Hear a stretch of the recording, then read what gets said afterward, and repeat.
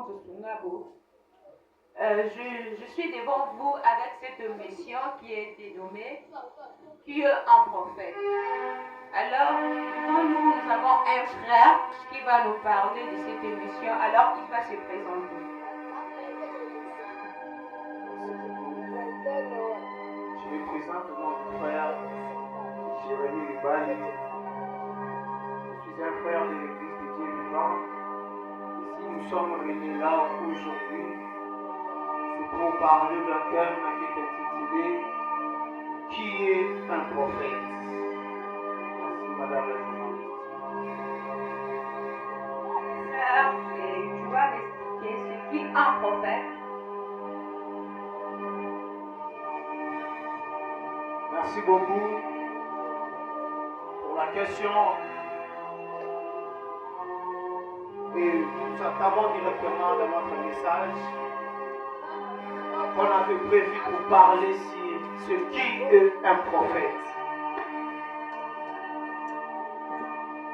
Ensemble avec tout le monde qui nous suit, j'aimerais que nous puissions un peu lire les Écritures. Nous sommes dans le livre de Jérémie chapitre 1, le 5e verset.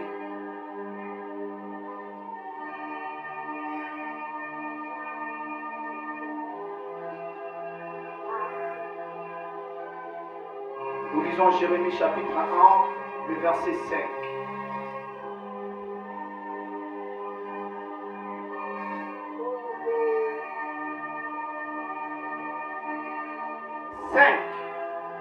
Avant que je t'ai eu formé dans le ventre de ta mère, je te connaissais. Et avant que tu fusses sorti de son sein, je t'avais consacré. Je t'avais établi prophète des nations. Parole du Seigneur. La Bible nous parle l'histoire d'un homme, jeune qu'il était. Lorsqu'il a reçu l'appel de Dieu, lorsque Dieu l'a appelé, cet homme, son nom était Jérémie. Lorsque Dieu l'appelle au ministère, lorsque Dieu lui dit que tu as une mission sur toi, lorsque Dieu l'interpelle pour entrer dans ce qui était prédestiné pour lui, la Bible dit qu'il commence à expliquer à l'Éternel, en disant: Éternel, je ne sais pas parler. Éternel, je suis qu'un enfant. Je n'ai pas assez de capacités pour parler comme un prophète. Et là, madame la journaliste vient nous poser des questions pour savoir c'est qui un prophète. Or, un prophète, c'est une personne que le ciel avait préparée avant même que lui-même soit né. Il a déjà été préparé. Comme vous venez d'écouter dans le livre de Jérémie chapitre 1, le 5e verset. La Bible dit que Dieu dit à Jérémie: avant que je t'ai formé dans le ventre de ta mère, je te connaissais. Je t'avais consacré. Et je t'avais établi prophète des nations. Par là, je vais dire quoi de là? Par là, je vais toucher une chose. En disant qu'un prophète, ce n'est pas une décision humaine. On ne peut pas dormir et se réveiller directement, s'auto-proclamer que je suis prophète. On ne peut pas dormir et se réveiller d'un bout, dire que je suis prophète. Parce qu'un prophète, il est un message de l'Éternel. Je ne parle pas que d'un messager, mais je dis un prophète, c'est un message. Pourquoi je dis qu'un prophète c'est un message? Parce que vous remarquerez dans la Bible, il y avait des temps où le peuple d'Israël, lorsqu'ils étaient dans le tourment, lorsqu'ils marchaient à la désobéissance de la parole de Dieu, la Bible dit lorsqu'ils ont vu le prophète Samuel s'approcher d'eux, ils lui ont demandé: prophète, ta venue nous apporte quoi comme un message? Ce qui veut dire qu'un prophète, il est un message de l'Éternel. Et j'aimerais dire aux gens qu'on ne peut pas désirer devenir un prophète. Parce que le prophétique, c'est le plan céleste. Pourquoi?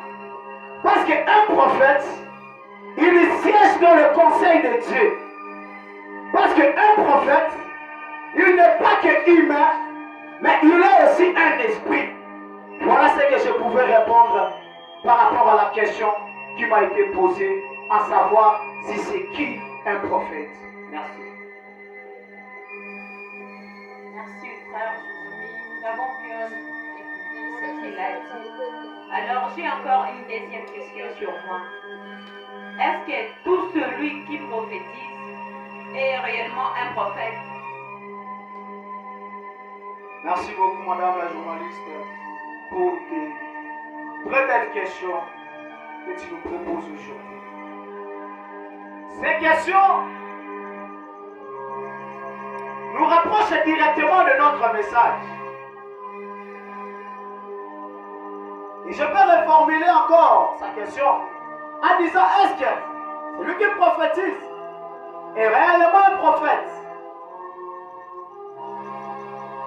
Dans la Bible, la parole de Dieu est claire.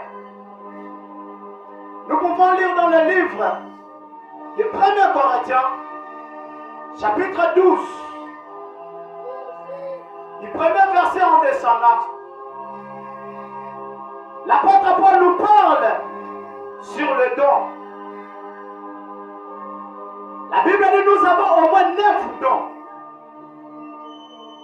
En ces dons, peut descendre sur n'importe qui, selon la grâce que le Saint-Esprit peut lui accorder. À d'autres, la grâce de Dieu est donnée d'avoir le don de la prophétie. À d'autres, la grâce de Dieu est donnée d'avoir par le Saint-Esprit le don d'opérer le miracle. À d'autres, la grâce de Dieu est donnée par le Saint-Esprit, la grâce de parler de diverses langues. À d'autres, de paroles de connaissance. À d'autres, l'interprétation des langues. Or, tout ça, ça n'a rien à voir avec le ministère prophétique. Parce que le prophétique, c'est tout un ministère. Dans la Bible, nous avons le don et nous avons le ministère. Au total, nous avons 9 dons. C'est ce que l'apôtre Paul nous parle dans le livre de 1 Corinthiens, chapitre 12, du premier en descendant. Nous avons au moins 9 dons. Mais lui-même, Paul nous parle encore que celui qui a été monté, il a fait grâce aux hommes et il a encore fait don. Il a accordé le ministère. Et le ministère en question, nous avons 5 ministères que je cite. Le prophète, comme ministère prophétique. Le ministère évangélique pour les évangélistes. Le doctorat pour les docteurs. L'apostolat pour les apôtres. Et le pastoral pour les pasteurs. Ces 5 ministères est automatiquement différent. Ça se diffère de dons. Parce que les dons peuvent donner à n'importe qui. Tel que nous sommes là, nous pouvons tous avoir le don de la prophétie. Nous prophétisons. Mais ce que nous faisons, nous donnons juste un message de la part de l'Éternel. Et cette grâce nous a été donnée par le baptême du Saint-Esprit. Mais c'est automatiquement différent de ce qu'on appelle le ministère. Parce qu'un ministère, c'est l'histoire d'une toute une vie. Voilà pourquoi vous remarquerez, dans la vie d'un prophète, nous trouverons tous les 9 dons en lui. Un prophète, il a la capacité de donner le prophétie. Il a la capacité d'opérer des signes. Un prophète a la capacité aussi de parler de diverses langues. liberté de langue et de tous les dons qu'on peut citer, comme le dit dans le livre de 1 Corinthiens. Tout ça, on peut les retrouver directement dans la vie d'un prophète. Mais c'est différemment avec celui qu'on appelle le don de la prophétie. Parce que celui qui a le don de la prophétie ne peut aussi se limiter qu'au niveau de prophétiser. Il peut juste prophétiser. Mais faire d'autres choses, cela ne le concerne même pas. Opérer des signes, cela n'est pas son problème. Chanter ce qu'il a vu, ce n'est pas son problème. Mais lui, c'est juste communiquer le message que le Seigneur lui a donné. Et c'est ça ce que je pouvais répondre par rapport à la deuxième question qui m'a été donnée. Merci, frère. J'ai encore une autre question. Comment reconnaître un prophète? Merci beaucoup. Comment reconnaître un prophète? C'est ça le problème. Déjà la Bible nous parle qu'à ce temps-là, plusieurs se lèveront et diront que je suis prophète. Diront même que c'est moi qui suis le Messie. Alors, on les reconnaîtront par leurs œuvres. Et c'est comment reconnaître un vrai prophète. La première des choses qui détermine qu'un prophète, c'est lui s'il est vrai ou pas. Un, par rapport au message qu'il communique. La Bible dit dans le livre de Jérémie, nous pouvons lire. Jérémie chapitre 23.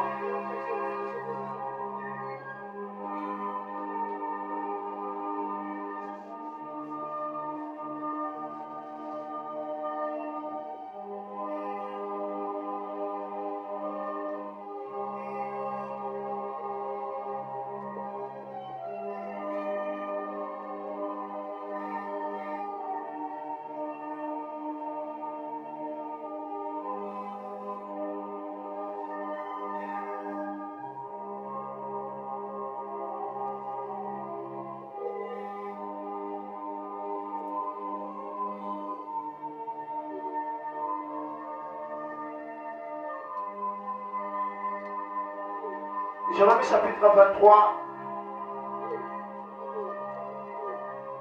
le verset 16. Ainsi parle l'Éternel des armées.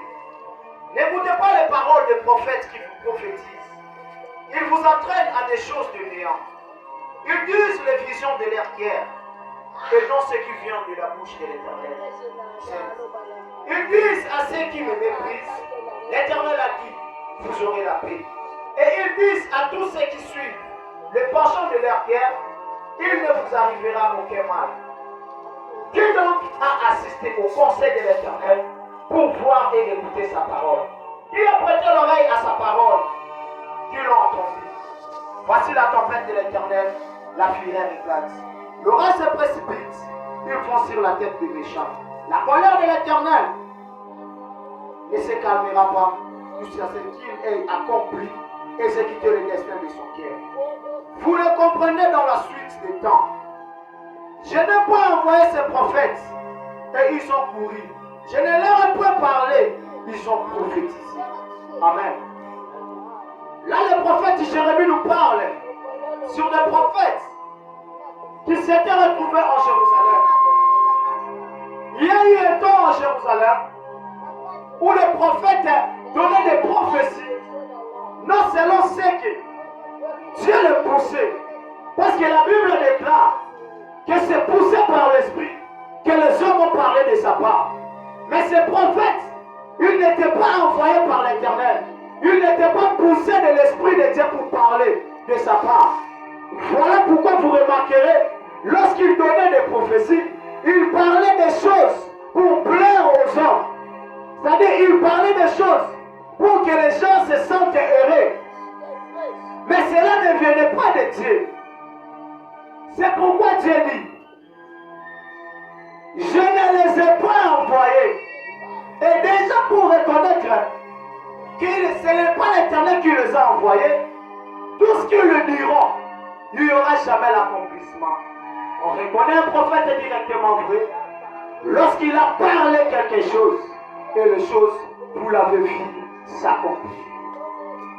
Un prophète, lorsqu'il parle ou il donne un message de la part de l'Éternel, il donnera son message avec précision premièrement. Et ce qu'il a dit, vous le verrez s'accomplir certainement comme il a dit. Et lorsque vous verrez maintenant cela s'accomplit, vous remarquerez maintenant que celui-ci est un vrai prophète.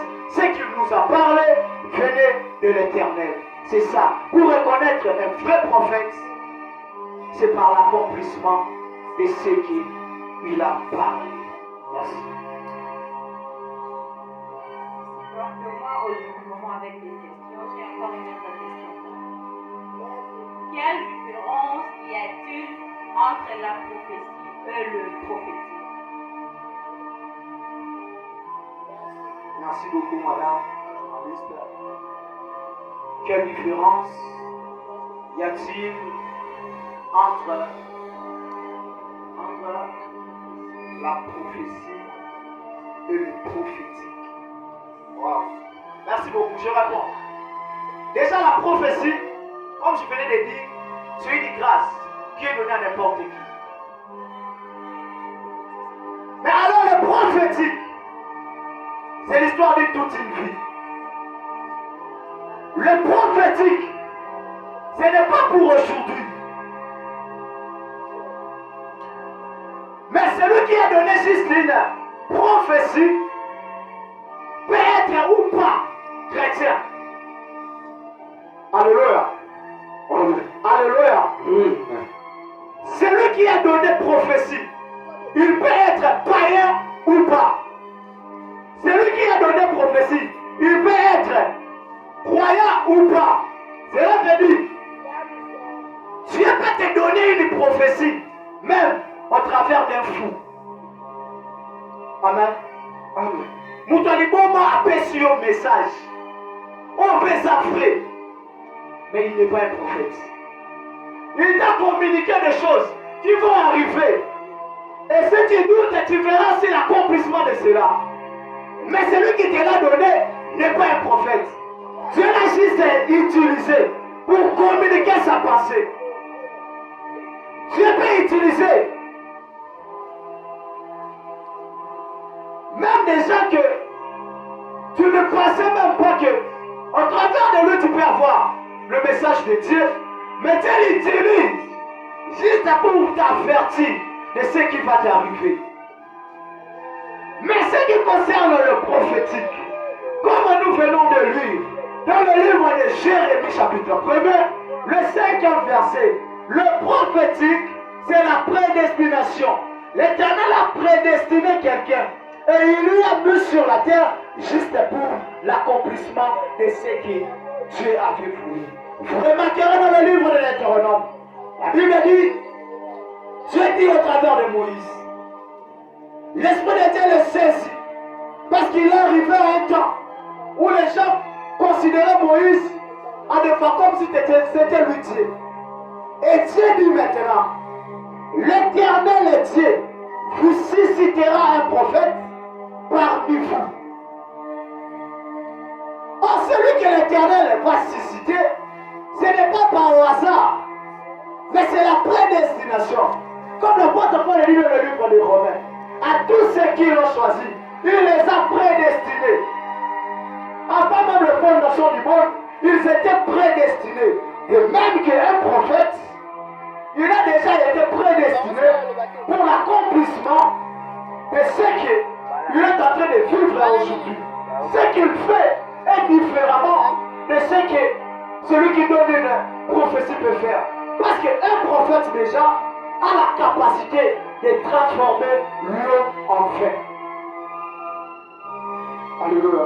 Amen. Je dis un prophète a la capacité de transformer l'eau en vin. La Bible nous parle de l'histoire des prophètes au nom d'Élisée. Comment est-ce qu'il a changé l'eau? qui était amer, le prophète l'a changé. La Bible nous parle d'un prophète qui a arrêté la pluie pendant 3 ans et 6 mois. Cet homme-là n'était pas qu'un donneur de prophéties. C'est ça la transformation. Il a transformé les choses. Mais celui qui donne une prophétie ne peut juste communiquer une pensée et s'arrêter là. Mais un prophète peut voir l'esprit de mort dans ta vie et le dire et a la capacité de l'anéantir, de le réprimander et cet esprit doit les inquiéter. Mais c'est différent avec celui qui donne une prophétie. Les voyants ont les yeux ouverts pour voir. Mais le travail des voyants se limite juste à un voyant. Lorsqu'il a vu, il te le dit et s'arrête là. Mais lorsqu'un prophète voit quelque chose dans ta vie, ce qui va arriver dans ta vie pour te détruire, il a la capacité de le détruire. Parce que la Bible déclare, tout ce qui est révélé est condamné. Amen. Et c'est par là que je pourrais encore expliquer par rapport à ces deux choses, le prophétique et le don de la prophétie. Un conseil pour le jeune prétend être le prophète avec le don de la prophétie. Merci beaucoup. Madame la journaliste, j'ai mis encore votre question de cette grâce de conseiller, mes chers serviteurs, jeunes surtout que nous sommes. Vous qui désirez être des prophètes, mais vous prétendez déjà dire que vous êtes des prophètes. Écoutez, un prophète ne peut jamais sortir des néants.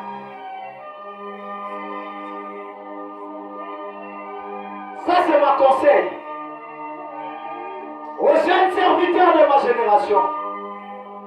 Écoutez-moi, jeunes, vous qui avez la grâce, vos yeux sont ouverts, vous avez parfois l'écoute, vous voyez par des songes, vous écoutez la voix de Dieu.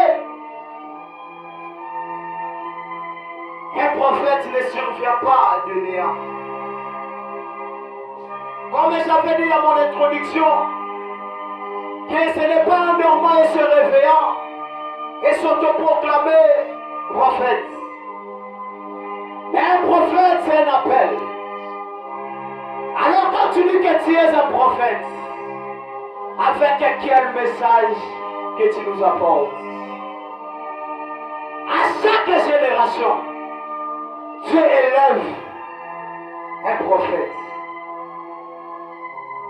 À chaque génération, Dieu élève un prophète.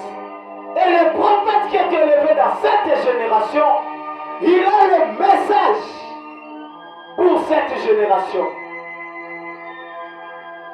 Ce n'est pas en voyant que je suis prophète. Sinon je te dirais, il y a des évangélistes qui ont les yeux ouverts. Il y a des pasteurs qui ont l'écoute de Dieu. Il y a des docteurs qui voient des choses comme des images, mais ce sont des choses qui vont arriver.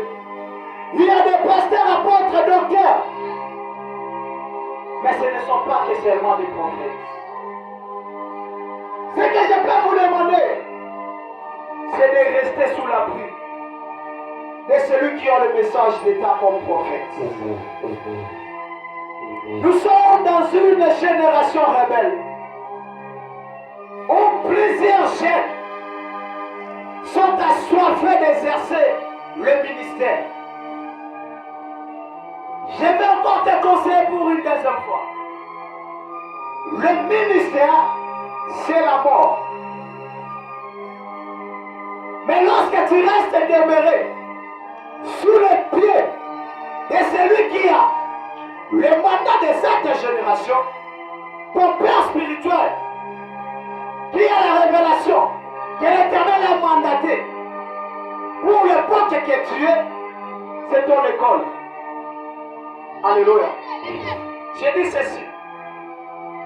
Si tu restes encore sous le pied de celui qui est comme ton père, lui le prophète lui est, un fait comme le messager du temps, le fait de demeurer auprès de lui, c'est ton école. Pourquoi c'est ton école? Tu vas en prendre chaque jour. Alléluia. Alléluia. Je ne suis pas venu te décourager, jeune prophète. Je ne suis pas venu éteindre le feu qui est à toi.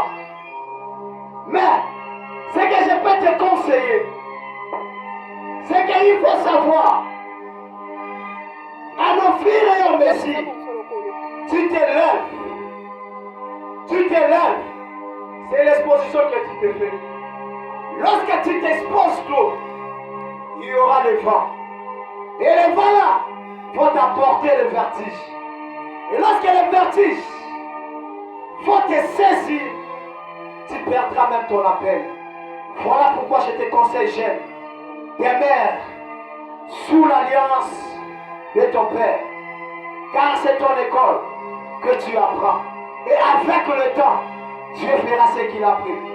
Car, Habakkuk dit, même si la prophétie atteint là, ça s'accomplira. Et ça s'accomplira certainement.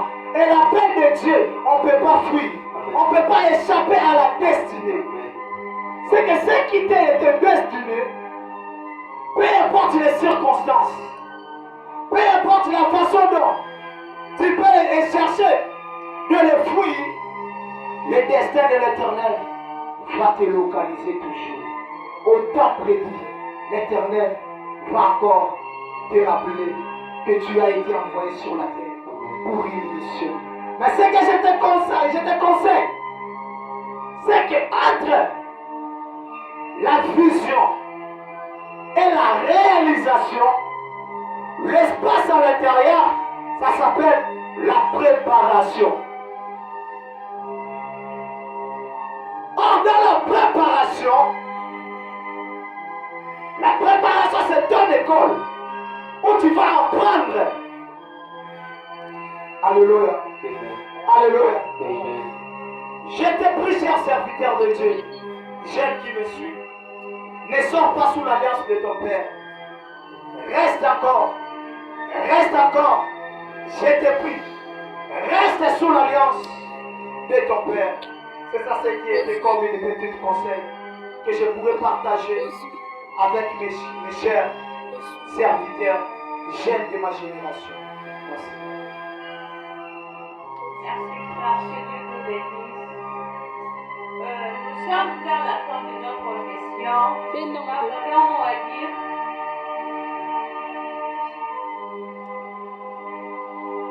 Merci beaucoup. Ce que je peux dire, premièrement, c'est de remercier l'Éternel pour la grâce qu'il nous a fait. Cette grâce mérite d'être honorée. Moi qui suis devant vous,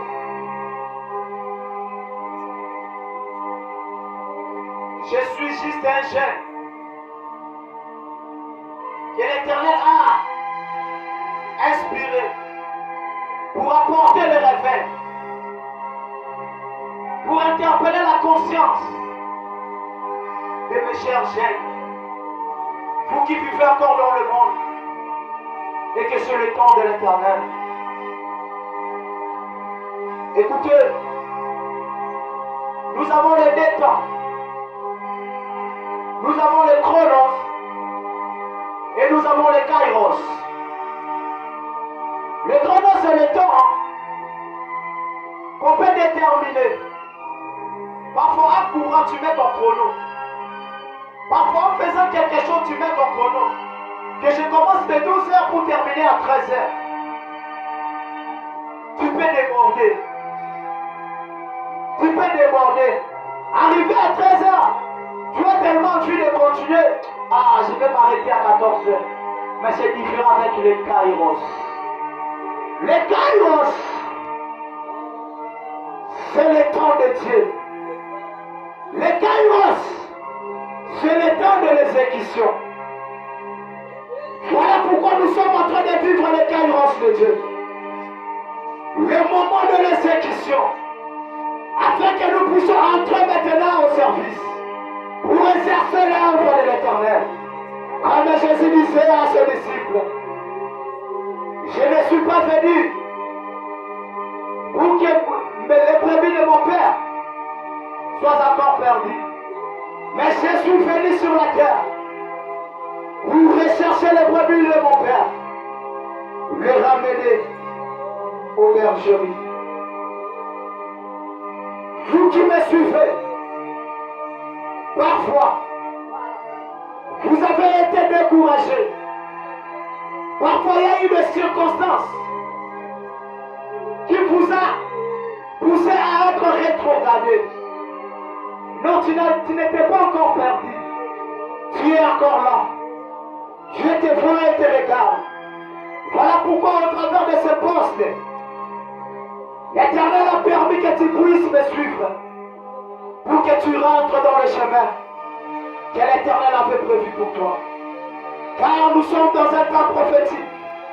Ce que la Bible déclare dans le livre de Joël, chapitre 2, le verset 28. Et que dans ce temps-là, je répandrai de mon esprit sur toutes les chair.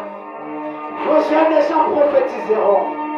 Jeune homme, jeune fille, c'est le temps de se réveiller et d'accomplir la volonté de Dieu. Et que tu prophétises au travers du son de ta voix, que les nations soient guéries. Car Dieu a dit à Jérémie, je t'ai établi prophète des nations, afin que tu abattes et que tu amasses. Rien ne se tiendra devant toi, car moi l'Éternel, je serai avec toi. Écoutez, jeunes qui me suivent, c'est le temps que tu te lèves, c'est le temps que tu te décides et que tu t'engages et retourner sur le pied de l'Éternel Dieu. Et qu'il te dote d'une nouvelle force, et qu'il te dote une nouvelle puissance, afin que tu puisses avancer dans l'œuvre qu'il t'a appelé. Écoutez-moi, je te dis, le temps de Dieu n'est pas encore à son terme. Il y a encore des choses qu'il veut accomplir dans ta vie. Ce n'était pas au hasard que Dieu t'avait appelé. Ce n'était pas pour rien que Dieu t'avait choisi.